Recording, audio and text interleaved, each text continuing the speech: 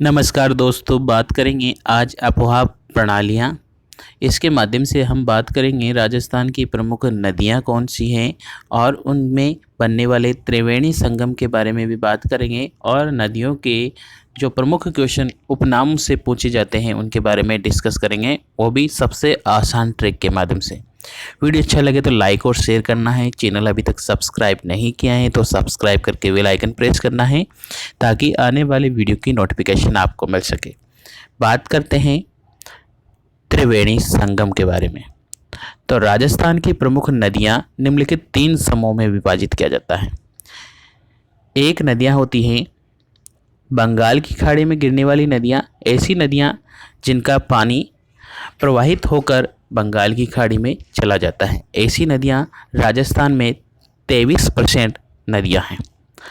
और ऐसी नदियां जिनका पानी बंगाल की खाड़ी में न जाकर अरब सागर में चला जाता है, ऐसी नदियां अरब सागर में गिरने वाली नदियां कहलाती हैं। ऐसी नदियां 17% है। क्वेश्चन पूछ लिया जाए सबसे कौन सा भाग राजस्थान का न्यूनतम प्रवाहित नदियां हैं, मतलब अरब सागर में गिरने वाली नदियां सबसे कम हैं और बंगाल की खाड़ी में गिरने वाली 23% नदियां हैं जो बंगाल की खाड़ी में गिरती हैं।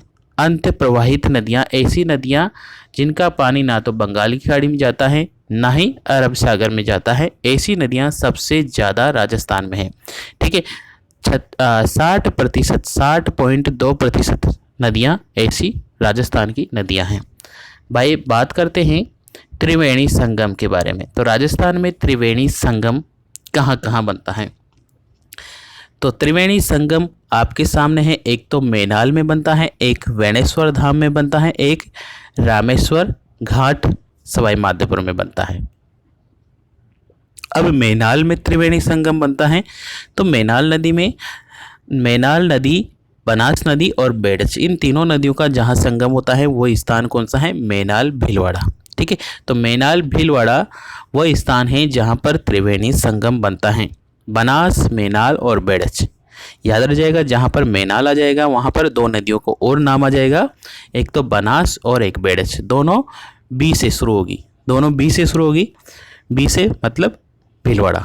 ठीक है, तो भीलवाड़ा की मैनाल नदी के साथ में त्रिवेणी संगम बनाने वाली 2 नदियां अलग से कौन सी हैं? एक तो है बनास नदी और एक है बेडच नदी। तो बनास, मैनाल और बेडच, इन तीनों का नदियों का संगम कहाँ पर होता है? मैनाल भीलवाड़ा में। ठीक है, बात करते हैं वेणेश्वर धाम डूंगरपुर में कौन सा त्रिवेणी संगम बनता है? तो त्रिवेणी संगम बनता है सोम, माही, जाखम, तीनों नदियों का संगम कहाँ पर होता है? वेणेश्वर धाम डूंगरपुर में। ठीक है, वेणेश्वर धाम डूंगरपुर में सोम, माही, जाखम, उल्टे यू आकार की नदी माही नदी, यहाँ पर एक जाखम नदी मिलती है और एक सोम नदी मिलती है। त्रिवेणी संगम मिलती है नवाटपुरा गांव डूंगरपुर में। ठीक है, क्वेश्चन पूछा जाता है आदिवासियों का कुंभ किसे कहते हैं? तो आदिवासियों का कुंभ भी वेणेश्वर धाम को ही कहा जाता है। नवाटपुरा में आदिवासियों का कुंभ बढ़ता है। माघ की पूर्णिमा के दिन यहाँ पर मेला लगता है और खंडित शिवलिंग की पूजा की जाती है। ठीक है, तो ये यहाँ से इंपॉर्टेंट क्वेश्चन बनते हैं। ठीक है, तो सोम, माही, जाखम त्रिवेणी संगम कहाँ पर तब बनता है? वेणेश्वर धाम डूंगरपुर। नेक्स्ट है तीसरा चंबल, बनास और सीप। चंबल, बनास, सीप रामेश्वर घाट सवाई माधोपुर में त्रिवेणी संगम बनाता है। अगर क्वेश्चन पूछ ले जाए ऐसी कौन सी नदी है जो त्रिवेणी संगम में शामिल होती है, 2 त्रिवेणी संगमों में शामिल होती हैं? तो बनास नदी एक मैनाल भीलवाड़ा में जाकर त्रिवेणी संगम बनाती हैं और एक रामेश्वर घाट चंबल नदी के साथ, सीप नदी के साथ त्रिवेणी संगम बनाती है। ठीक है, तो ये त्रिवेणी संगम बहुत ही इंपॉर्टेंट है, यहाँ से परीक्षा में क्वेश्चन पूछे जाते हैं।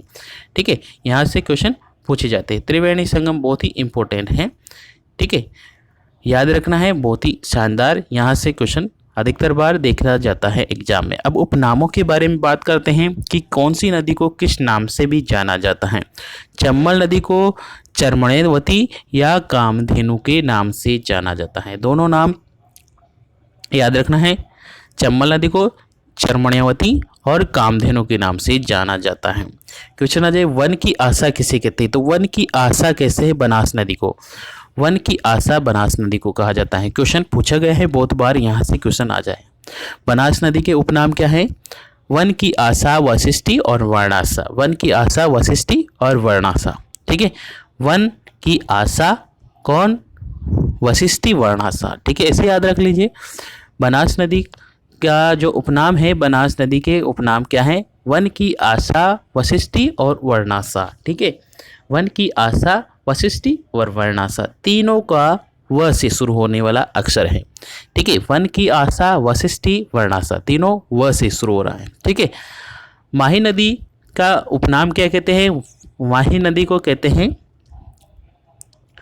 वागड़ या कांठल की गंगा। वागड़ व कांठल की गंगा कहते हैं और दक्षिण राजस्थान की स्वर्ण रेखा कहते हैं।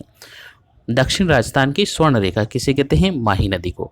कांठल की गंगा किसे कहते हैं? माही नदी को। वागड़ की गंगा किसे कहते हैं? माही नदी को।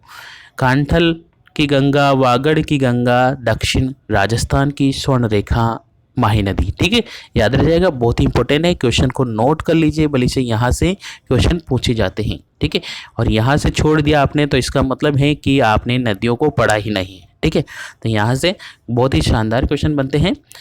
लूणी नदी का उपनाम क्या है? लूणी नदी को मारवाड़ की गंगा कहा जाता है, मारवाड़ की गंगा कहते हैं, और सागरमती और लवणवती कहा जाता है। लवणवती कहा जाता है क्योंकि इसका पानी बालोतरा बाड़मेर से खारा हो जाता है, इसे लवणवती नदी कहते हैं, लूणी नदी कहते हैं, मारवाड़ की गंगा कहा जाता है। नेक्स्ट बात करते हैं बाणगंगा नदी। बाणगंगा नदी को क्या कहा जाता है? अर्जुन की गंगा भी कहा जाता है और रोंटित नदी भी कहा जाता है। रोंटित नदी और अर्जुन की गंगा किसे कहा जाता है? बाणगंगा नदी को। घग्गर नदी, इसको कहते हैं मृत नदी, नट नदी और एक नाम और आता है सरस्वती नदी भी कहा जाता है। ठीक है, तो घग्गर नदी का मृत नदी, नट नदी और सरस्वती नदी के नाम से जाना जाता है। काकनी नदी के मसूरदी, काकनी नदी के उपनाम है मसूरदी नदी, मसूरडी नदी और काकनी नदी।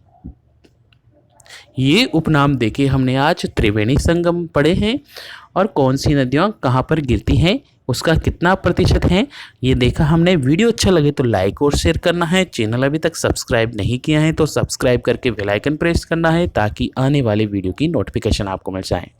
धन्यवाद।